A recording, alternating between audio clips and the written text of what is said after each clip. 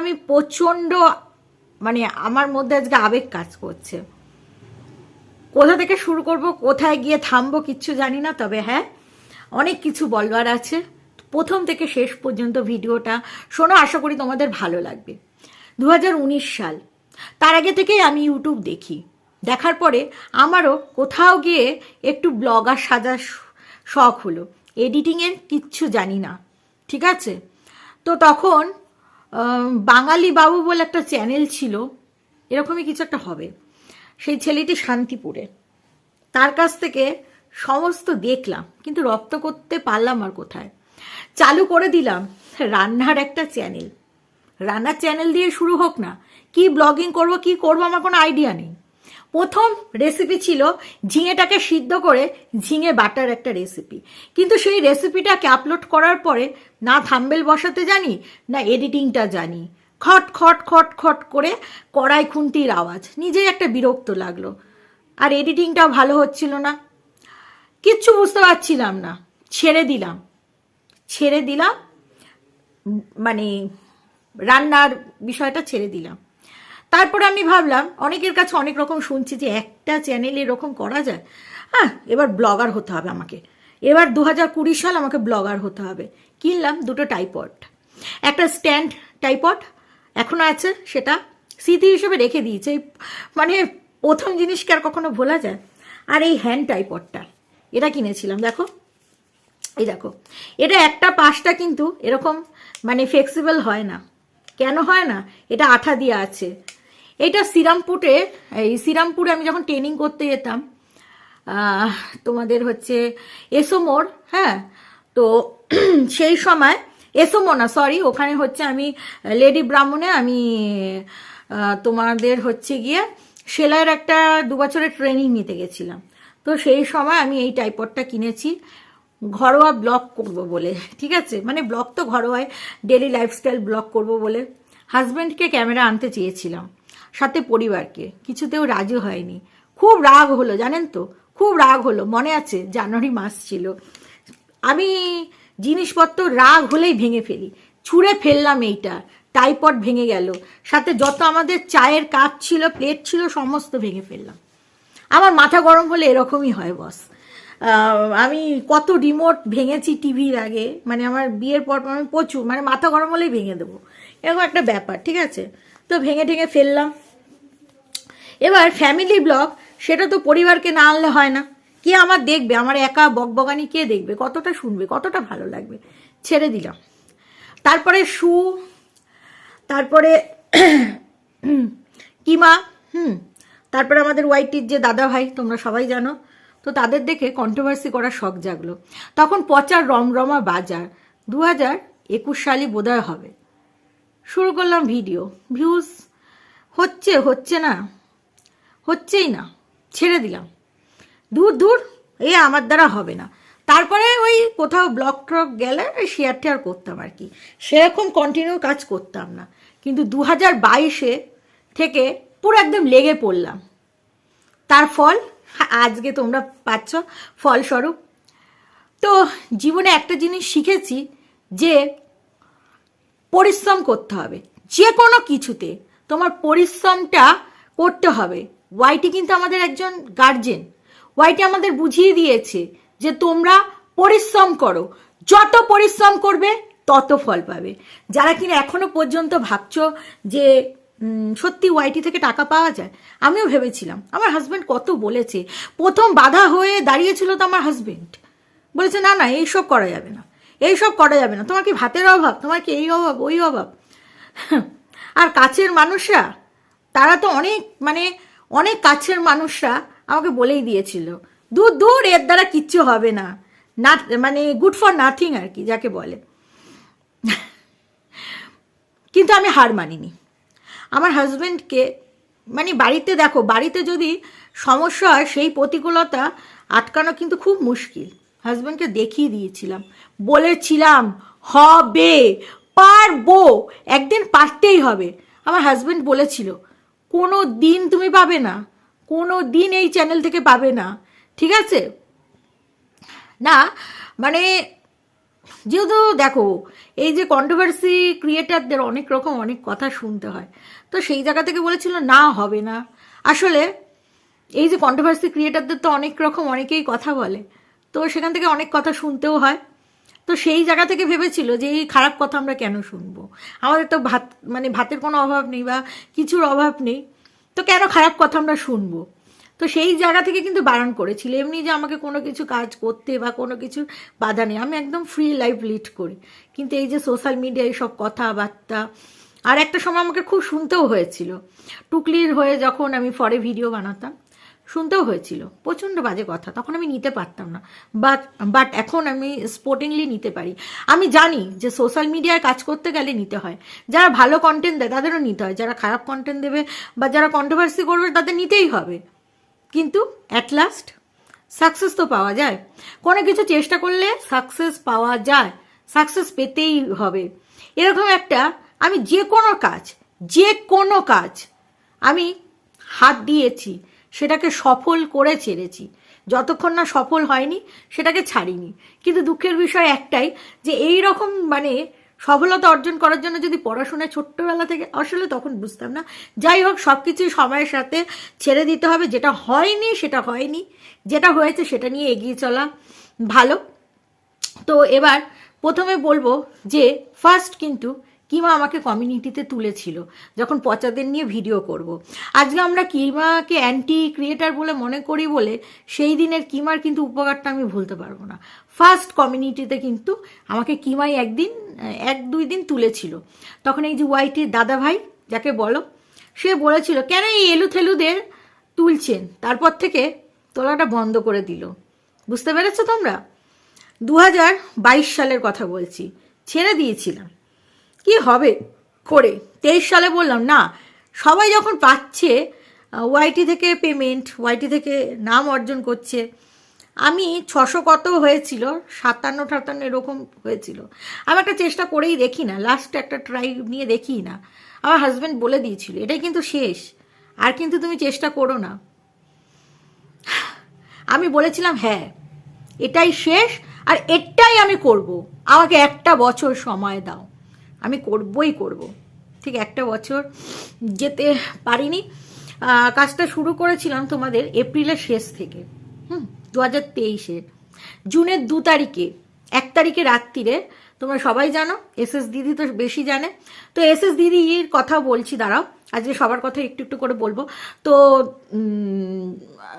12টার সময় যে জন্মদিন পড়ে যায় না 2 তারিখে, জুনের 2 তারিখে আমার হাজব্যান্ডের জন্মদিন, তো জুনের 1 তারিখে রাত্রির আমাদের লাইট অফ হয়ে গেছিলো, তো 12টার পরেই যাই হোক সাবস্ক্রাইবার চেক করছি, হঠাৎ করে দেখলাম আমার 1000 সাবস্ক্রাইবার কমপ্লিট হয়ে যায়।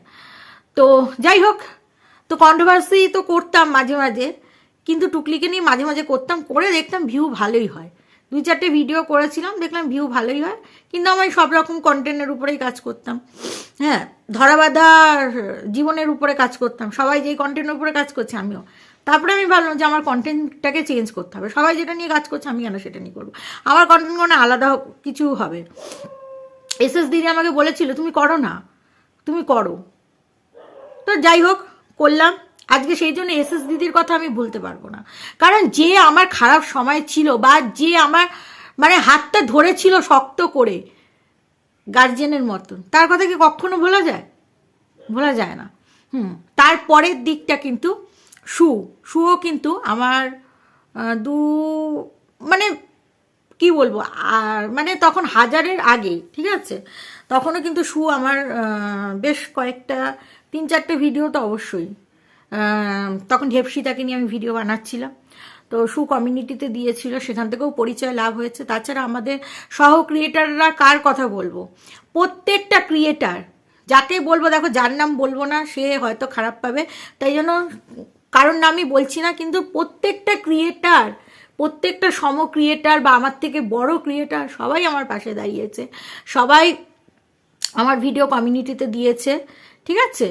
তো আমার ভালো লাগলে আমি দিইও অনেকের ভিডিও, তো বলবো সবাই যেরকমভাবে আমার পাশে শক্ত করে হাতটা ধরেছিলে, ঠিক সেরকমভাবে শক্ত করেই হাতটা ধরো, হ্যাঁ, তুমি হাতটা শুধু ধরো আমি হব না আর কারো, তুমি হাতটা শুধু ধরো, আমি হব না আর কারো।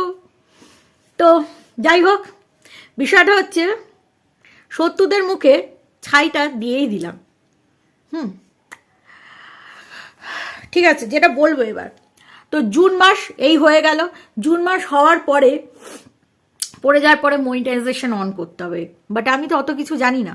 ভিডিওগুলো দেখলাম, দেখে ফোনের দোকানে একটা ভাইয়ের সাথে আলাপ হলো। মানে আলাপ বলতে কি, মানে ফোনের দোকানে ও কাজ করে না সরি, মানে ও ভাগনা আর কি, নতুন আর কি জয়েন করেছে। তো ওকে বললাম যে এরকম এরকম করে দিবি, বললো হ্যাঁ করে দেবো। ওর ইউটিউব চ্যানেল আছে, বাট ও কাজ করে না, ও অত কিছু জানে না, কারণ ওদের সময় নেই এসব ইউটিউব করার সময় নেই। মারোয়ারি তো, ওদের মানে ফোনের দোকান থেকে অনেক টাকা হয়, ব্যবসা করে, কে এইসব ইউটিউবের পিছনে এসব সময় নষ্ট করে, বুঝতে পারছো তো। তো তাকে বললাম, সে আমার সমস্তটা করে দিয়েছে।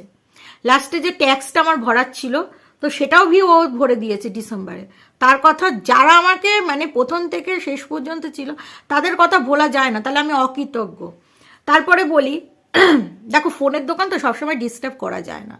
তো আমাকে গুগল থেকে ওই অ্যাপ্লাই করার পরে পিন পিন জন্য আর কি একটা মেল এসছিল, ঠিক আছে, যে ওই আপনার মানে আপনাকে আমরা গুগল পিনটা পাঠিয়ে দিয়েছি, ঠিক আছে, এরকম কিছু একটা দিয়েছিল ইংলিশের তো মা বাপ আমার এক হয়ে যায়। আমি কি করেছি, আমার 6টা মানে ডিজিট বসাতে হয় সেই জায়গাটা, এর আগেও বলেছি তোমাদের, তাও বলছি। তো আমি কি করেছি, আমাদের যে পোস্টাল পিন ওটা বসিয়ে দিয়েছি, এবং একবার না 3বারের অসংখ্যবার। আজ কেন খুলছে না, এই জন্য মেয়েদের পড়াশোনাটা একটু জানতে হয়, জানো তো, ইংলিশটা বিশেষ করে বেশি করে। আমি ইংলিশে কাজটা তাড়াতাড়ি মাথায় করে দিয়েছি, হয়ে গেছে আমার মনিটাইজেশন অফ, ঠিক আছে। জুন মাসে আমি করেছিলাম, জুলাইয়ের মধ্যে আমার $10 হয়ে গেছিলো, ঠিক আছে। তো জুলাই হয়ে গেল মনিটাইজেশন অফ। সেই সময় 2টো ক্রিয়েটারকে ফোন করেছিলাম, একটা হচ্ছে ঝাড়খণ্ড, আরেকটা হচ্ছে আমাদের ওয়াইটি ঢ্যামনা, যারও সন্তান ওয়াইটি তোমরা সবাই জানো। তো তাকে ফোন করেছিলাম, সে খুব ভাবসাব নিল আর কি। তো আমি কিছুই না, আমি বলেছিলাম যে তুমি যদি না পারো, বা যে করে তোমাদের এইসব কাজগুলো টেকনিক্যাল, আমি টাকা দিয়েও করে নেব, কারণ আমি যেহেতু পাচ্ছি না। সে আর বা হ্যাঁ ঠিক আছে এই সেই মানে ধাপ্পাবাজি কথাবার্তা, তোমরা তো এর আগে বলেছি সবটাই জানো, তো ছোট্ট করে বলছি। তারপরে তোমাদের হয়েছে কি, আমি হচ্ছে এই যে মেল বা মেসেজগুলো আসতো ওকে পাঠাতাম, ও কোনো রিপ্লাই করেনি। তো আমার হাজব্যান্ড বলেছে কোনো দরকার নেই। তারপরে আমি টেক ভিডিও বেশি করে দেখা শুরু করলাম। আরে মানুষ পারেন এরকম কোনো কাজ আছে, চেষ্টা করলে মানুষ, আমি 1000 দিকে ব্যস্ত তাই। আর ইংলিশটা সত্যি বলছি আমি কাঁচা, যেটা আমি কাঁচা দুর্বলতা সেটা কিছু না। আচ্ছা, ঝাড়খণ্ডের যে ছেলেটা, তো যাই হোক, তাকেও ফোন করেছিলাম, করে বলেছিলাম, সে তো আমাকে নিয়ে আনসান ভিডিও করলো। দেখ ভাই, नसीब अपना अपना, नसीब में जब रहता है पैसा तो कौन छीन सकता है, ठीक है, तुम्हारे लिए बस इतना ही काफी है। তো বেশি স্মার্ট বানার কোনো দরকার নেই, ঠিক আছে। পড়াশোনা সবাই যে ভালো জানতে হবে তাই না, ক্রিয়েটিভিটি মানুষকে অনেক উঁচুতে নিয়ে যায়, ঠিক আছে। আর এইটা নয় যে তুমি সব জানো, তুমি সব জানতে, আমরা কেউই সব কিছু জানি না, কিন্তু মানুষকে বিপদের সময় যদি তুমি দাঁড়াও তো দাঁড়াবে, না হলে তুমি পরিষ্কার বলে দাও যে আমার দ্বারা হবে না। আমি এরকম পরিষ্কার মানুষ, পরিষ্কার কথা বলতে পছন্দ করি, ঠিক আছে। আজকে এই কথাগুলো বলতাম না, সেদিনের ব্যবহারটা খারাপ লেগেছে। তারপরে তুই ব্যাক টু ব্যাক ভিডিও বানিয়ে গেছিস এবং আমাকে গাদা ফাদা অনেক কিছু বলেছিস, ঠিক আছে। আসল হিরো আর হিরোইনকে সেটা সময় মানুষকে বুঝিয়ে দেয়। আর এই দিনটার অপেক্ষায় ছিলাম আজকে, তার জন্য তোকে বলতে বাধ্য হলাম, ঠিক আছে।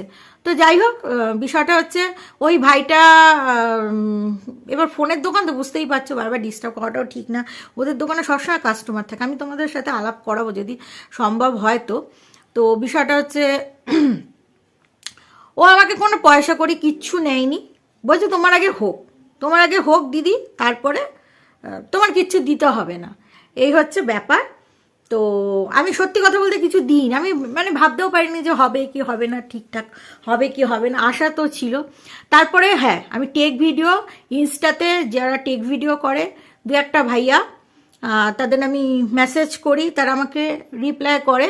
তো তো ভাইয়াদের নামগুলো একটা হচ্ছে টেকনো গুরু, আরেকটা কী সব চ্যানেল টেকনো কী সব টেকনো ফেকনো দিয়ে।